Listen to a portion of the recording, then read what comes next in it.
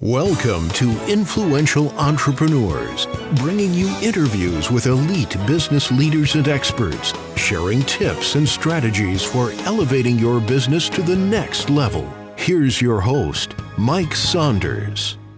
Hello and welcome to this episode of Influential Entrepreneurs. This is Mike Saunders, the Authority Positioning Coach. Today we have with us Coach Billy Barnard, and we'll be talking about his drive to success. Billy, welcome to the program. Hi, Mike. Thank you very much for having me.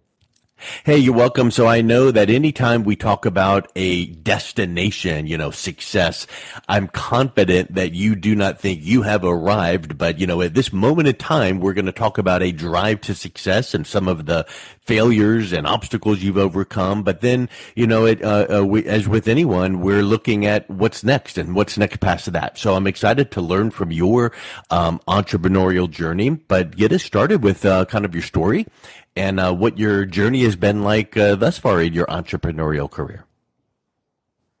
Yeah, absolutely. So my name's actually William Barnard. I grew up in Portland, Maine. I still live there today. I'm the youngest of four. I have two brothers and a sister. The middle ages are twins, my brother and sister. Grew up with two parents who were teachers, very loving, very caring. They raised us right, and I know that because I can spend time with my siblings and not want to kill them. Yeah, they're awesome. But I grew up loving sports. Baseball was one of my favorites. I played baseball, basketball, soccer growing up, and then in high school I decided to kind of go a different path. I also ran cross country in middle school a little bit, but soccer was more my thing. The runner in me, though, was kind of from my mom's side because she was a huge runner. She went to USM. She set records there for track, and she was always a running star.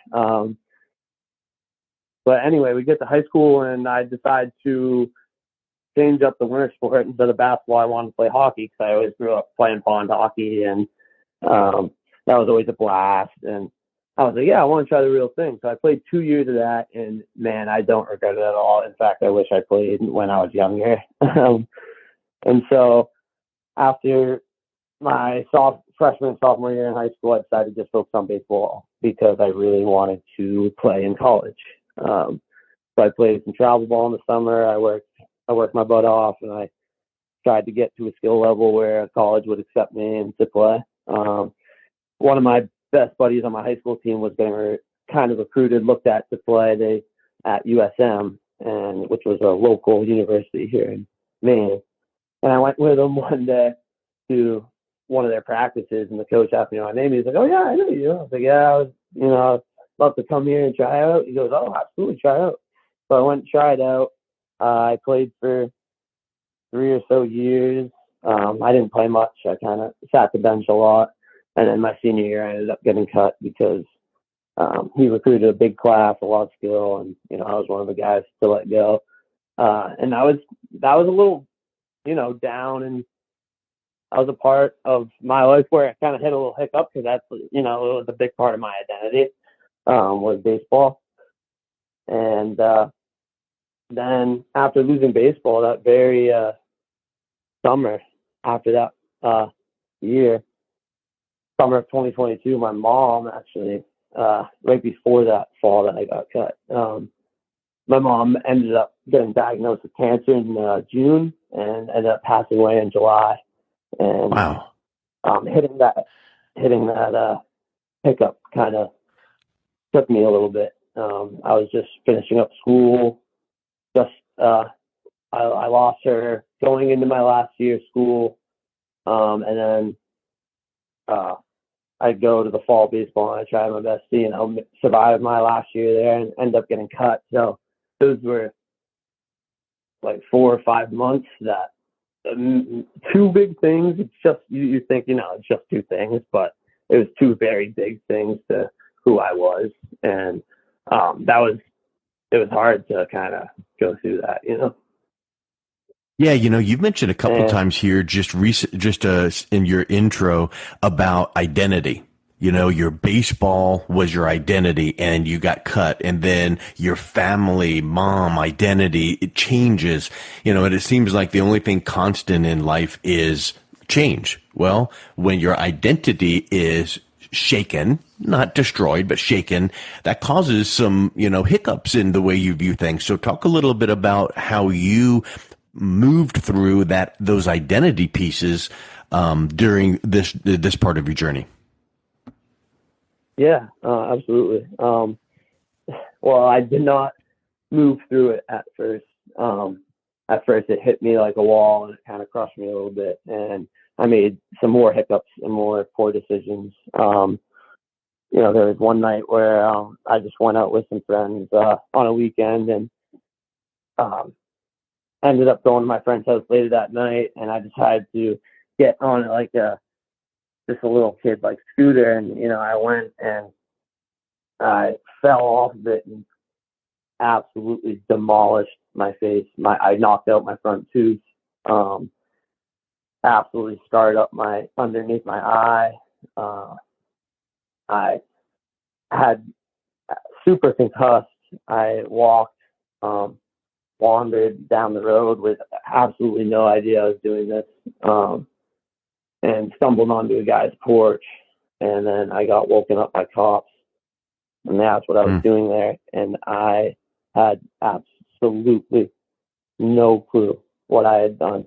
And wow. I just had this moment of panic, and I looked at the cops and saying, I'm sorry, what have I done? And that feeling of not knowing something is terrifying. And that was the ultimate low for me. I talked to the cops. I talked to the man who owned the house and profusely apologized. Luckily, he was a very understanding man.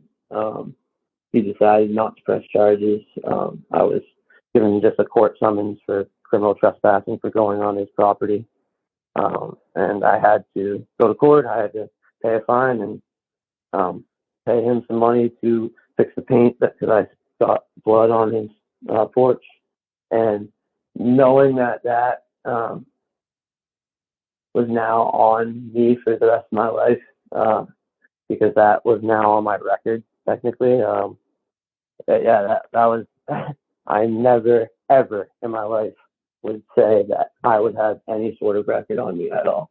And to know that I had done that after she had passed, when I got back home, I was just ashamed. And I looked in the mirror and I was just asking myself over, like, he would be so disappointed. Like, why'd you do that? And having that talk with yourself can actually be extremely powerful, because looking in that mirror at like my battered face and what I had done and holding the court summons in my hand, I was just like, this will never happen again. I was like, this will never, ever happen again. And that thought didn't come obviously until later, after just kind of beating myself up for it in my head as I was starting to heal. And and so that mistake ended up leading into something even worse, which was me trying to get my first, I just graduated. And it was me trying to get my first, real job. And my brother works at a valuations company, and, he talks about his work all the time with me. I find it super interesting. He gets to travel around the world. He's been to like Alaska and a bunch of cool places. And I was like, oh, that sounds amazing. So yeah, there's some opportunities opening up. So I applied and interviewed, and everything went great. And they offered me the job, and then they had to do a background check. And that incident, that one night where I made the worst decision of my life, to get on a scooter and not tell anyone, that ended up, they found that on the record. They asked me about it. I was honest with them about what happened, but they ended up rescinding their offer. And wow, it was tough getting that email.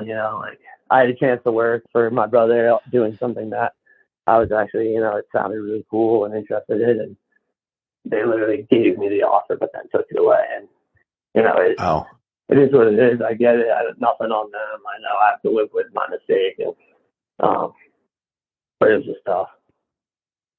So through some of those even preliminary, hiccups, hurdles, poor decisions, what were some of the ways that you found yourself having resolve or faith to put one foot in front of the other and just keep plowing ahead?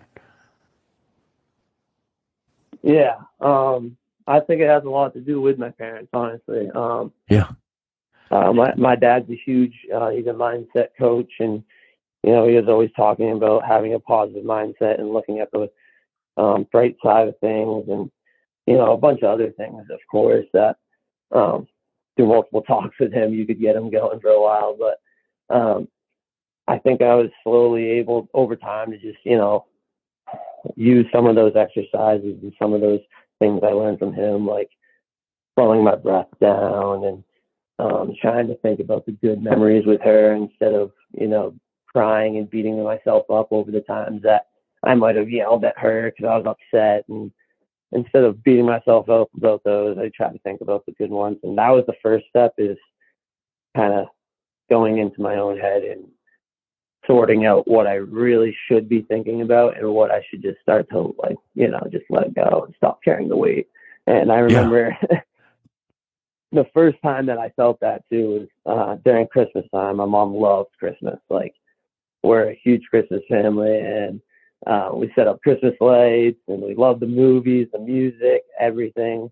And this was after she passed and after my face had started to heal. Still no tooth. I actually just got my implanted tooth in about a month ago, and I went basically a year with no tooth. So this past year has just been, that constant reminder too has been just like a struggle of dealing with my tongue and realizing like what I did. But it was Christmas time anyway. Sorry, I branched off there. But I was downstairs cleaning up my basement, listening to Christmas music on my Christmas playlist, and I was finally able to. I was just thinking to myself about what happened in that night again, and a song came on that I usually just skip, but I just decided to listen to it, and it was the song that went like. All I want for Christmas is my two front teeth. Oh, wow, yeah. That meant something new to you at that point. And yeah, exactly. It meant something completely different, but I was finally able to, I listened to the song and I chuckled a little bit, and I was finally able to just, laugh it off. And when the quote, laughter is the best medicine. And that I was always like, yes, laughter is amazing. And it is, but it's never really, connected with me, and that quote in that way, that's never really connected with me so well before until that moment. And I was able to just laugh and just be like, dude, you messed up, man. What are you gonna do? You're gonna dwell on it for the rest of your life and just feel sorry? No, and being able to, and that's kind of what the laugh symbolized for me. It was just dude, just huge. Let it go. Yeah. So now move into what you're doing now, serving clients or in your coaching practice. What does that look like? Yeah. So now, I started working a little bit with my dad, running his social media accounts, working with Ray, kind of learning how to build certain websites and certain platforms, and how to schedule events and set up events.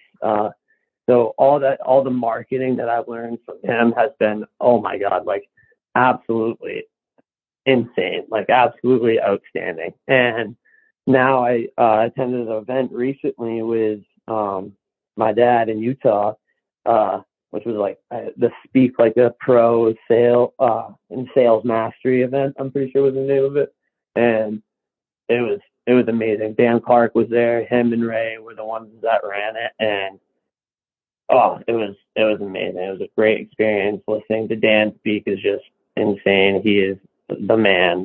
His memory is crazy. And so just being able to meet these guys and get to hear their stories, I just feel so lucky. And to think that if I didn't make those mistakes and if I got that job with my brother, I never would have met Dan or Ray.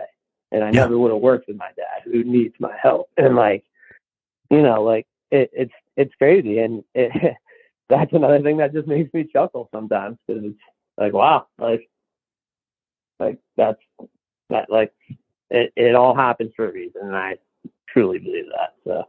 Yeah, 100%. You thinking about how you work with people and teach them some of the lessons you've learned in your life. What are the types of problems you're solving for the people you're working with, coaching and mentoring? Yeah, I deal with high schoolers. I coach JV baseball, so I'm dealing with a lot of high school students, and they're just dealing with growing up and being a kid.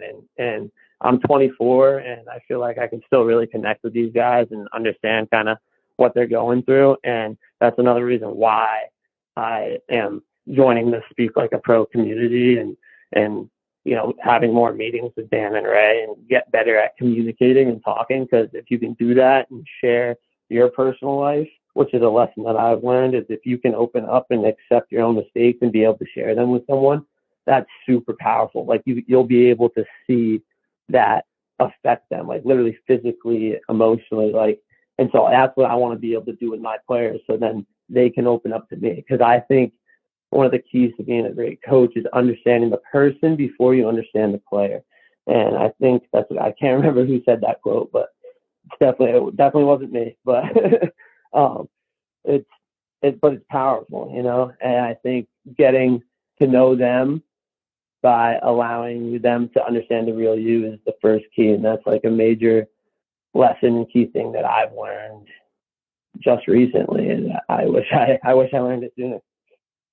I think it reminds me, when you said that, it reminds me of the old saying, tell the truth, because then you always know which direction to go. You're not having to cover your tracks because of that lie and that lie. Same with know who you are and be authentic and be transparent. If you try to be someone you're not, then you're trying to act this way in front of one group and that way in front of another group. But I think that's such powerful advice to, number one, understand. And you mentioned that a lot of your successes attribute back to your parents, which is spectacular. But I will say this, you had to have made the decision to take that training and apply it to your life. So there was a double need there. They gave you that foundation, but you had to make the decision to take it to heart and move forward. So I think being authentic, being transparent, very, very huge.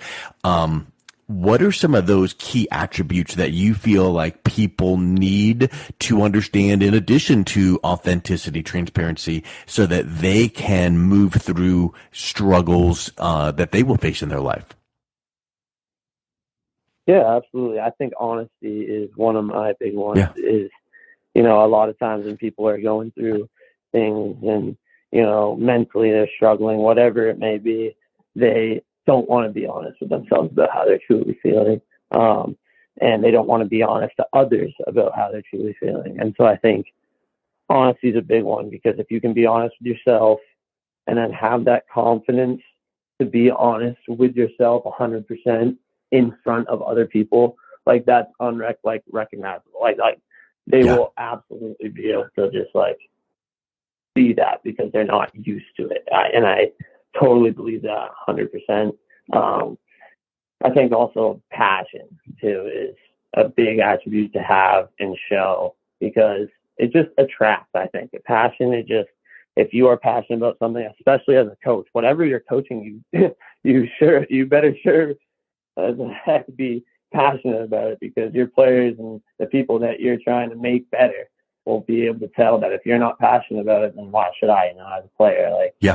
Like clearly this sport or this whatever, this instrument, whatever it may be, isn't like that cool or that awesome if you yourself, who's telling me how to play, it doesn't even look like you like it. You know what I mean? So I think passion and honesty are two major attributes to add on to that. And I agree with you 100%. And I think that those attributes are in such little supply in the world today, that when someone does exhibit passion and honesty and enthusiasm and all of that, you stand out. And I think that then people are able to take a look at what you're passionate and enthusiastic about. And so it's just really interesting these days that society is seeming like it's just kind of on autopilot, on coast. So when whatever your age, 15, 24, 34, 94, when we do things that are different than the rest, we stand out in a good way. So I think those are great points. So think back, Billy, to some of these things you've mentioned in the past that have made you what you are today, some of those struggles. Would you do anything differently if you were given the chance? That's a great question, because I mean, looking back on that one night, you'd think like, absolutely, if you could take that back, like why the heck wouldn't you? And I don't know. I think I would. I don't think I would. I don't think I'd change because I also just feel like, that'd be like changing who I actually am, because you don't get do-overs in life. So if it's calling a do-over, then that's basically questioning your own self. And like, I decided to do that. I did it, and like, I had to learn from it, and the lessons I learned from it, and the things and people I've been able to meet and things like that have happened to me since, I think happened for a reason and have been far greater than that one fallback was, even though it did, it was the worst night of my life. Like it led me to where I am today, and that's somewhere that I like to be. I love it. I think that's very wise and mature, because if you had not had that experience, you wouldn't have learned the lessons you learn now and been as resolved and enthusiastic about those today. So now, looking back at some of those lessons you've learned and persevered through, it's probably solidified your purpose. What I would ask is, what's the why behind your purpose? So the why behind my purpose is, I think right now, especially where I'm living, this is, coaching wise, and right now, I haven't even mentioned that, but I forgot to mention that when I talked about the work I've done with my dad. But one of my favorite things I've been doing for him is editing videos, and I've already edited some videos for some of the people that, he's done a podcast episode with or done an event with, and it's like an introduction video, and I've already had some of them as clients where I would make a video introducing them to events and things. And I really like that aspect of it. So that is, I love this coaching, and I love baseball, like, more than anything. And this is also something that I think I could love doing as well. It's something that I would hope in the future to connect my video editing back to baseball in a way, but not just baseball, but just sports, because, I love sports. It's something that I will always love. So like, if that means, eventually building my status there and making recruitment videos for athletes, or, videos to go on YouTube, that are like a video intro to the season for a football game, let's say, something like that. I think that would be a blast. So when you say my purpose, what is the drive behind the purpose, or the why behind the purpose? It's a little different for both, but for coaching, the why is because it relates back to me and how the experiences that I've gone through, I really think can change them. So I think as coaching, the big why is like, I knew my own potential, and I decided to slack off and not do the sort of things as an athlete that wants to compete should have done. And knowing that, and knowing how much I love the sport and wanted to play it competitively for as long as I possibly could, there's tons of athletes. Think about how many people actually go pro, like tons of athletes that feel this way. And that's a big why for me, because feeling that way sucks. Like I said, we talked about it. It's an identity for a lot of these like players. And my why is I want to coach them and make them the best they can, and to help them push themselves, because that's one thing that I felt like I didn't do, is push myself. And I want to be able to put kids in the best position to do, make their dreams come true, and also instill the skills that you need to have to deal with it when you don't, or if you don't. Yeah.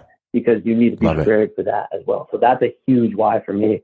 for the coaching. And videoing is a big why, is because I enjoy it. And I think in my videos that I would make, I think you'll be able to see that, like, wow, all right, the guy that behind that camera and doing this work clearly loves what he is doing, knows how to do it well, loves the sport, and is a guy that I can count on. That's a big why for me, is I want them to know me, know the guy behind the camera, know the guy that's doing the work for them, so they can have full trust in me to do my job. And like I said, it's just fun. You know what I mean? Like, I think filming and editing videos of athletic teams eventually, and recruitment videos maybe for players, which is a very rare thing right now, and I think it could be very big, is making, more in-depth but cooler and engaging recruitment videos, I think would be really helpful for some of these kids that want to do the same thing as the kids that I coach, which is,